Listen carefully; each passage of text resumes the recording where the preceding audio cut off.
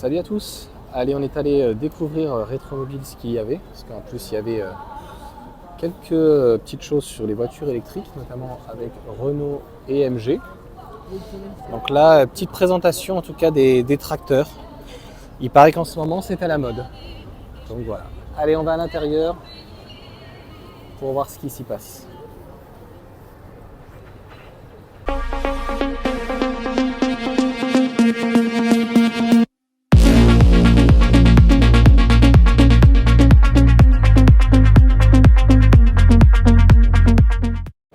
Alors le hall 1, on a l'air, donc c'est dans la partie plutôt exposante, tu vois, il y a vraiment de tout. Donc on va faire un petit tour du hall. Ah, je vois MG, mais ça ne sera pas la marque, je pense pas, tout là-haut. Voilà, donc l'automobile a bien changé. C'était quand même rustique. Regarde-moi ça. Ça c'est un toit. Le toit de l'époque. Sympa, donc ici on a FFSA.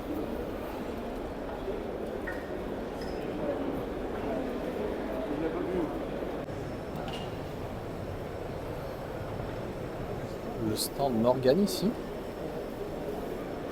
Très belle. Donc voilà comment ça rend sur le hall 1. Bon, beaucoup d'exposants, beaucoup de véhicules anciens, beaucoup de gens aussi. On est vendredi. Donc voilà pour le hall 1. Exposant, professionnel. Et il n'y a pas de pièces à cet endroit-là. On va aller voir Mercedes. Voilà, ça c'est très très beau. Une petite aisselle. Alors il y en a une en rouge là. Magnifique. Ça c'est très très joli. Alors, le rouge est magnifique. Si je peux y mettre une critique, le stand Golf, enfin du moins Volkswagen, c'est vraiment triste. Et au lieu de mettre des grises, tu vois, ils auraient pu mettre plusieurs couleurs. Une couleur qui a marqué la Golf 1, la Golf 2. Il y a l'ID Buzz, mais moi clairement ça m'intéresse pas. Et en fait elles sont toutes, là on ne sait pas pourquoi la Golf, la nouvelle est blanche. Le stand Renault est clairement beaucoup mieux travaillé, quoi. Donc voilà les nouvelles couleurs en tout cas. Il y en aura d'autres. J'ai voté l'équipe, mais ils sont Donc, le jaune tout à fait Renault. Un bleu vraiment très Williams. Très Williams, hein, très très joli. Et alors le vert, t'as déjà vu du vert chez Renault? Quelques-unes. Mais alors là c'est un vert... Un vert nacré. Un vert qui pète. Ça pète. Bon, le jaune on connaît bien chez Renault, notamment il y en a beaucoup chez la Mégane et les RS, les Renault Sport.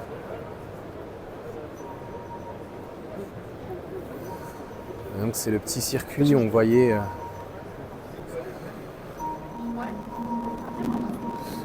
C'est à l'échelle 1. Tu trouves comment la R5? Ah, pas mal. Ok. On va aller voir le Rafale. Voilà l'arrière du Rafale. Et ceux qui disent que Renault fait du Peugeot, moi je trouve pas du tout. Quand tu vois le nouveau 3008 à l'arrière, il est dégueulasse. Et là c'est très joli, ça aurait mérité. Mais... Alors faut pas toucher. Il paraît qu'il faut pas toucher. C'est trop tard. J'ai rien fait. Non, les feux sont très jolis. Et pensez plutôt à Alpine. Celle-ci, c'est, elle n'existera pas en électrique.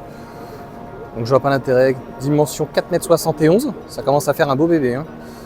L'argent à 86, 1,61 de haut. Et en fait, c'est leur TCE là, en hybride, 200 chevaux. C'est voilà quoi. C'est les nouveaux moteurs. Les moteurs incassables. Ah, le look est sympa. On va profiter qu'il n'y ait pas trop de monde en version alpine. Bon, l'intérieur, c'est les intérieurs Renault, c'est celui qu'on connaît pour l'Austral. L'avant aussi, ce qui est intéressant, c'est vraiment l'arrière. Typé coupé et très joli.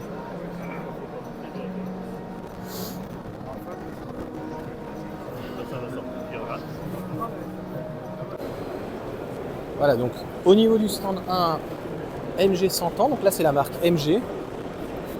T'as des MGA, t'as des MGB, des plus anciennes. Et ce qui est intéressant, c'est qu'il y a le Seabuster. Le Seabuster, qu'il faut se rappeler que tout le monde avait dit qu'il allait être sur une base de MG4 et qu'il allait être à 40 000 euros. Au final, c'est plus de 60 000 euros. Bon. Pardon. Le style est plutôt pas mal. Bon, les portes papillons, je sais pas. Tu trouves ça comment, toi? Très joli, mais Ouais. c'est compliqué pour la vie quotidienne. Ça ressemble à une Jaguar. MG n'a jamais fait ce style de voiture. L'intérieur a été entièrement retravaillé. Ouais. Voilà, ça fait grincer les dents, donc on entend dans la scène électrique. Et l'avant, ça ressemble pas du tout à une MG. Franchement, ça ressemble pas du tout à une MG. Non. On dirait une Jaguar. Voilà, une F-Type. En gros, c'est ça. C'est une MG F-Type. C'est joli, mais moi je pense que ça aurait été intéressant de faire une plus petite voiture, une petite MG4 type Miata ou Mazda 5. MX5 quoi. Voilà, je te laisserai lire. Je pense qu'ils vont pas en vendre beaucoup, pourtant le produit est intéressant. Et puis alors ce gris, tu vois bien que les MG, il y en a très peu en gris. Il y a du rouge, il y a du rouge bordeaux, du noir. Il y a du bleu. Mais le gris, il y a le vert, bien sûr, le vert anglais. Il y a ce très beau bleu, là, un petit peu type californien. Là. Le rouge aussi, il y a eu beaucoup de rouge. Enfin, c'est des couleurs très très pastel, donc le gris, il n'y en a pas beaucoup normalement. Et bien sûr, ce rouge-là. Petite vue d'ensemble.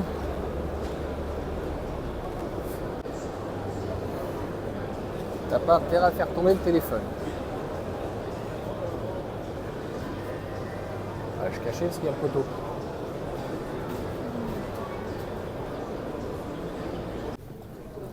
Donc les anciennes, les années 80.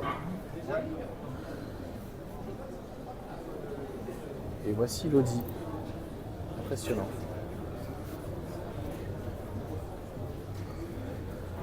Regarde la taille des jambes. Ah, c'est impressionnant, regarde. Regarde la hauteur de caisse. C'est impressionnant ça. Il y a carrément une ventilation. Oh, les ailettes, c'est monstrueux.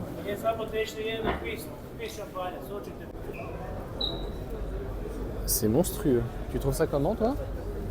On a vu une photo. Hein Stéphanie?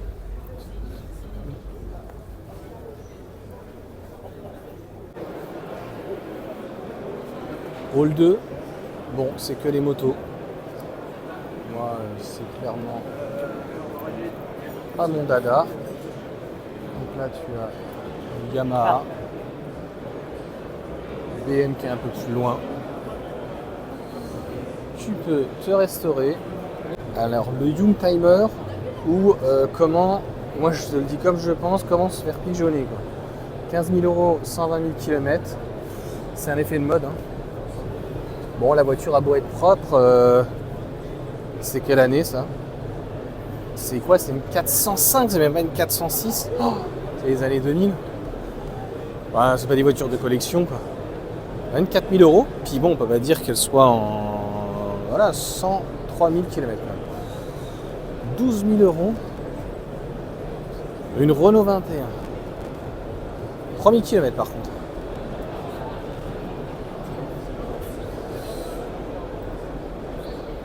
Ouais.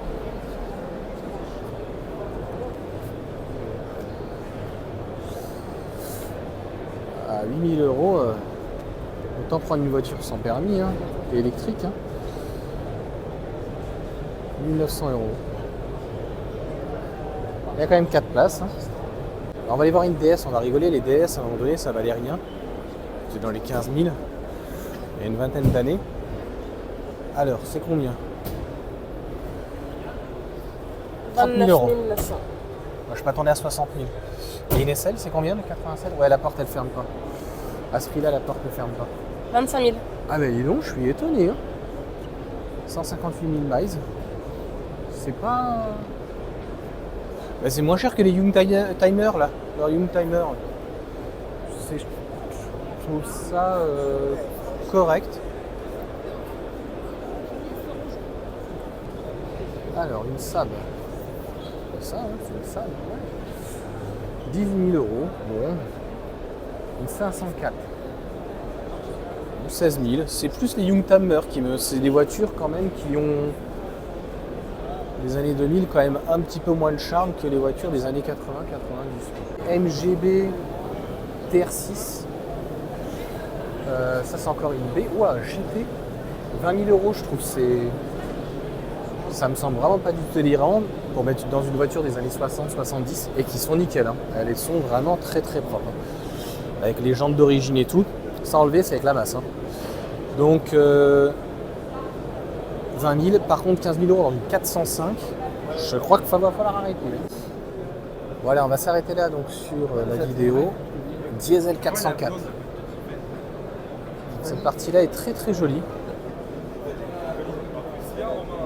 Et puis à bientôt.